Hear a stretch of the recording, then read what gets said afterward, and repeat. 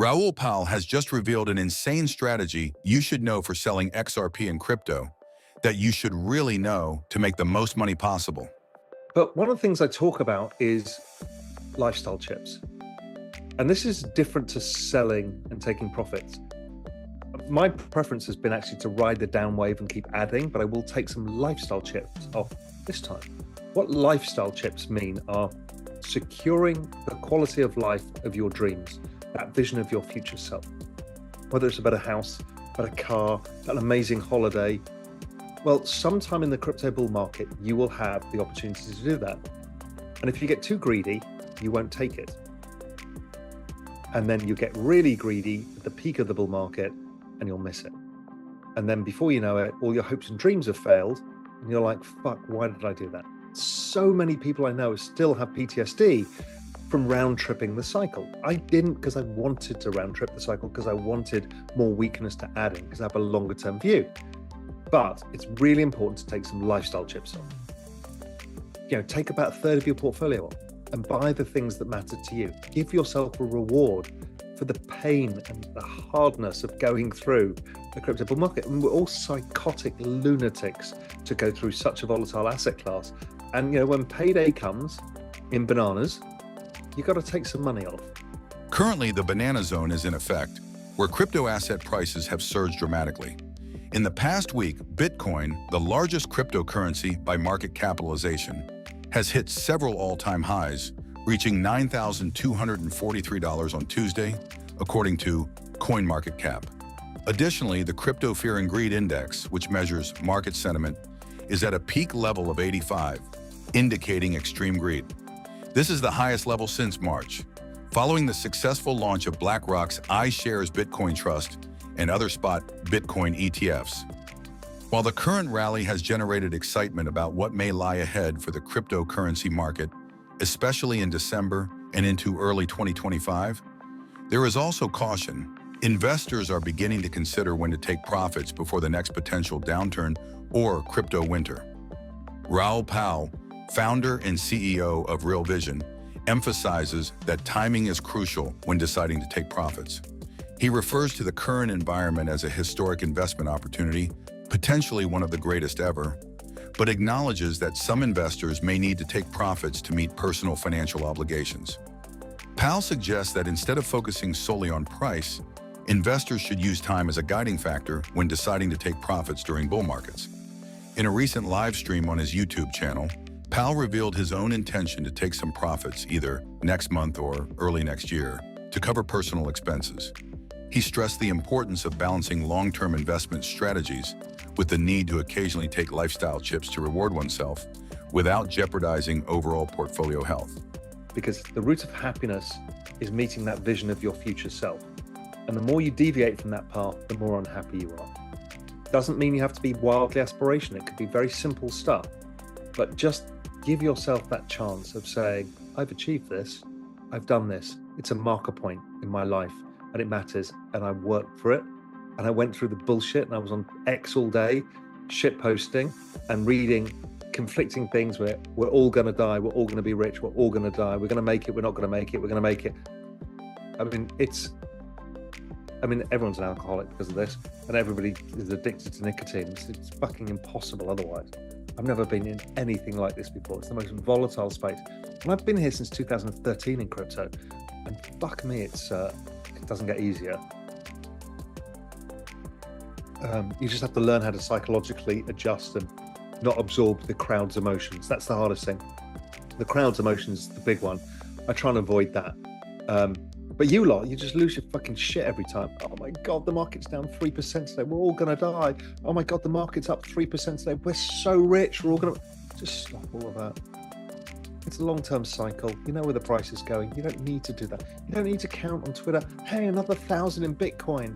It's just like, it's pointless. Kind of know where it's going. Just hold on. Do your thing. Don't get carried away. Don't get carried away by hubris. You're not a genius. You are brave for having to deal with this shit, but you are not a genius and nor am I. We've just been given a gift. It's like this fucking divine thing that happens, this 4-year cycle. And so the only gift we've had is being able to see that it's there and taking it. During the live stream, Pal also referenced the banana zone and shared several charts on crypto and macroeconomic trends for the summer and fall, suggesting that this market cycle could resemble the blow-off top seen in 2016. As he walked through the charts, he explained how crypto markets are often driven by global liquidity. Despite current contractions in global liquidity, he believes a breakout is likely, and that cryptocurrencies tend to perform well during these periods. He also noted the strong correlation, approximately 87.5%, between global liquidity and crypto performance, with crypto typically surging when liquidity improves. This pattern follows seasonal trends, with spring and summer traditionally being periods of market strength. The current environment, which Pal refers to as summer, is expected to see continued gains, especially in high-risk assets like cryptocurrencies. Additionally, Pal highlighted how historical patterns, including those tied to U.S. election cycles, support the idea that markets tend to perform well in late summer and fall. This pattern has held true not just for Bitcoin, but also for other risk assets like the Nasdaq. As the market approaches the end of the year, Pal anticipates a potential rally, though he cautions that previous cycles have seen markets top out toward year-end or exhibit a double top pattern. Now he knows that many investors suffer from crypto PTSD due to past cycles where the market didn't perform as expected, leaving people scrambling to sell early. He understands the anxiety and promises to guide investors through the cycle using indicators and market insights to help them avoid panic selling. One of the key indicators he mentions is Global M2, a measure of private sector liquidity. He explains that Bitcoin is behaving as expected, with minor corrections along the way, but he doubts it will fall below $80,000. He highlights GMI's Global Liquidity Index, which has been remarkably accurate in predicting market trends so far.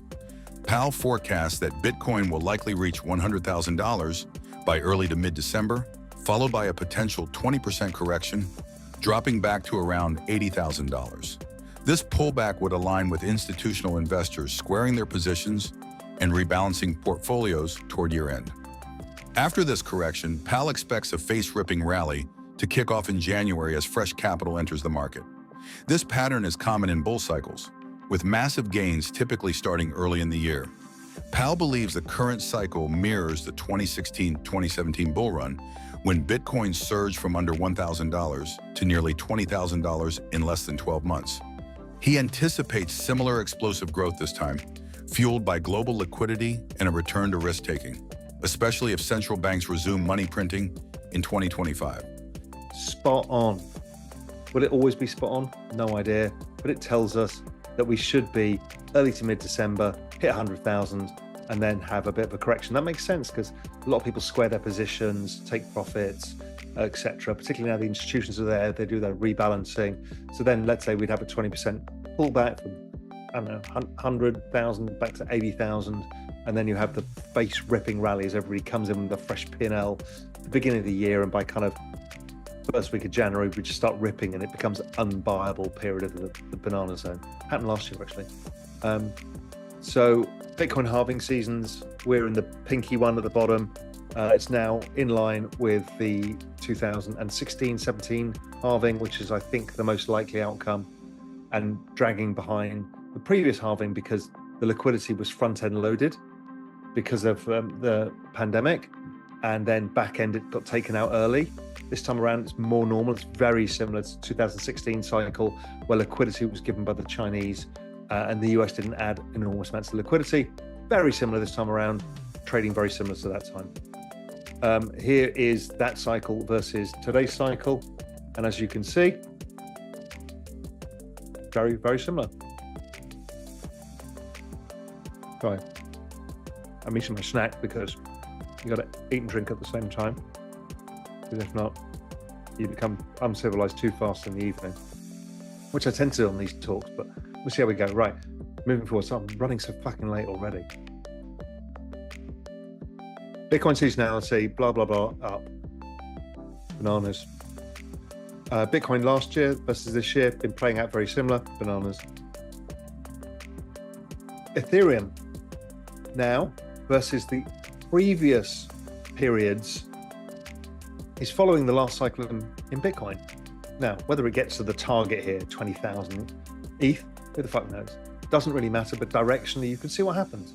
ETH should accelerate from here.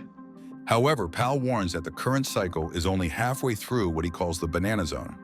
While euphoria may build in early 2025, tax season in March could trigger a significant pullback before the market takes off again. He compares this cycle to past bull runs, emphasizing that crypto markets tend to experience both sharp rallies and equally sharp corrections. Investors should prepare for a wild ride, but Pal urges them not to miss out on the opportunity to take lifestyle chips along the way. Lifestyle chips, as Pal defines them, are small portions of profits that investors take out to improve their quality of life. Whether it's buying a new house, car, or going on a dream vacation. He stresses the importance of rewarding oneself for enduring the volatility of the crypto market, but cautions against getting too greedy and missing the chance to cash in at the right time. Taking lifestyle chips helps safeguard your happiness by securing tangible rewards from your investments. Pal admits that, in previous cycles, he rode out the downturns to accumulate more. But this time, he plans to take some lifestyle chips off the table to lock in rewards for himself. He advises taking about a third of your portfolio at some point, regardless of the exact timing, to ensure you have something to show for your efforts. The goal isn't to time the market perfectly, but to achieve a sense of accomplishment and improve your life along the way. From the psychological side, Pal considers the crypto space to be one of the most volatile ones, causing many participants to start feeling like psychotic lunatics as they fight through the maddening ups and downs. As Pal points out, it is not very hard to become a slave to the daily movement of the market, which simply leads to an emotional roller coaster. The lesson is to not absorb the crowd's emotions, but instead channel your attention to the long-run goal. He encourages investors to resist the temptation to check the price every day and to stay calm amidst the chaos. Pal emphasizes that none of us are geniuses for being involved in crypto. We've simply been given the gift of recognizing the market's potential. He advises taking a long-term approach, suggesting people hold on to the more solid projects until around 2030, which is when he believes the overall crypto market will grow exponentially to a market cap of $100 trillion. Between now and then, investors will continue to present opportunities and challenges. For those not certain about timing selling, Pal explains various strategies, including buy and hold, as well as far more active trading strategies. Anonymous Bitcoin analyst Plan B offers a timing strategy based on Bitcoin halving cycles. This is to purchase 6 months before the impending halving and sell 18 months later. Plan B believes that this strategy could yield 4 times more profit than traditional buy and hold strategies. However, Pal advises taking lifestyle chips in regular steps, providing an intermediate stance by which investors can bask in the fruits of their labor without losing sight of the long-term view. But also I want to set myself up for the future when I don't want to take so much risk. And one of those things for me is this basic thesis that this space is going from where it is now today, $3 trillion. It's going to go to 100 trillion by 2032, 2034, 10 years, 100 trillion. That 97 trillion in wealth will be the largest wealth humanity's ever created in the shortest period of time. It's going to make a lot of people fucking rich. You don't fuck this up. Sorry for all my swearing, but it's true. So if that's the case, then people are going to have investments they want to make for the long term, either to show off or to protect their capital for the future. But the capital for the future, it might not be the stock market because of AI. It might not be many of the things that we know of. Sure, it'll be real estate. People want a nice house. Yes, it might be a watch because people want trinkets. But really, my bet is that art is the important one. Ultimately, only the investor can decide which works best for them. Should you stick through bull and bear markets, time the market's peaks and valleys, or regularly take profits to enhance your lifestyle? Each approach has its merits, and no matter what, investors should be sure to reward themselves along the way for enduring the often nerve-wracking journey of crypto investing. In the meantime, with much debate in the recent past regarding the issue of XRP, whether it will become the next major player in cryptocurrency, everyone is trying to understand it better and its position compared to that of 2 main heavyweight players, Bitcoin and Ethereum. As of November 2024, things are hot in the crypto market. After the 4th Bitcoin halving and a crypto-friendly outcome of the election, things are on fire. Bitcoin has jumped 27% this month, while Ethereum has surged by 36%. As Bitcoin and Ethereum climbed the ladder, XRP flew stealthily, jumping up to a staggering 136% in the month. Could XRP be a better route to wealth than Bitcoin or Ethereum? When it comes to the long-term value of cryptocurrencies, Bitcoin and Ethereum are probably the couple that stands out. Bitcoin is strong in terms of being a digital gold. It's a system that is built to store and move monetary value. It is easy and reliable, which is why Bitcoin is still on top today. Ethereum, on the other hand, is more versatile. It wasn't only meant for value transfer, but also powers decentralized apps in the rapidly growing world of decentralized finance through its potential to run smart contracts. XRP, on the other hand, is focused on something different, providing quick, low-cost cross-border payments. While this is a valuable use case, it doesn't carry the broad, foundational visions of Bitcoin or Ethereum. It's hard to imagine XRP outpacing these two in the long run unless something drastically changes in the crypto landscape, like a new technology dethroning Bitcoin as digital gold, or a competitor offering a superior smart contract platform. Even so, XRP still has plenty of room to grow. It's currently the sixth largest cryptocurrency by market value, trailing far behind Bitcoin and Ethereum. While it's unlikely XRP will ever surpass Bitcoin in market cap, it could still multiply in value by over 20 times without challenging that assumption. The global cross-border payment market is massive, moving around $190 trillion annually. But the actual fees and expenses tied to these transactions are much smaller, around $193 billion in 2023. XRP's RippleNet service aims to tackle this market with minimal fees, meaning its revenue potential will always be somewhat limited compared to the bigger fish in the cryptocurrency space. However, XRP is definitely on the move. Daily XRP payments have tripled in just 6 months, and RippleNet is gaining more traction as blockchain-based payment systems are being taken more seriously by banks worldwide. The legal battle with the U.S. Securities and Exchange Commission, which has loomed over XRP for the past 4 years, is expected to wrap up by 2025. This could further boost its adoption and credibility. Given how punitive the SEC has been towards crypto under this administration, do you envision the XRP ledger being incorporated into the financial institutions in the future? Well, I certainly cannot speak to any specific crypto, but I do think that the sort of cryptocurrency is an interesting and probably valuable bulwark against a centralized control. This is definitely not an endorsement or lack of endorsement for XRP, but I do think crypto, by its very nature, it helps with individual freedom. XRP is riding a wave of positive momentum, and it's hard to ignore. While Bitcoin and Ethereum should absolutely have a place in any well-rounded crypto portfolio, adding a bit of XRP might not be a bad idea either.